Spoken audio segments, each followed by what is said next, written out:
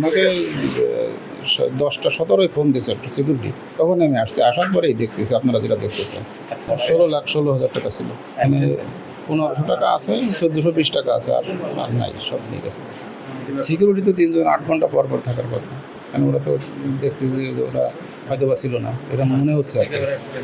CC camera footage দেখা যাচ্ছে যে হয়তো বা সে ছিল না।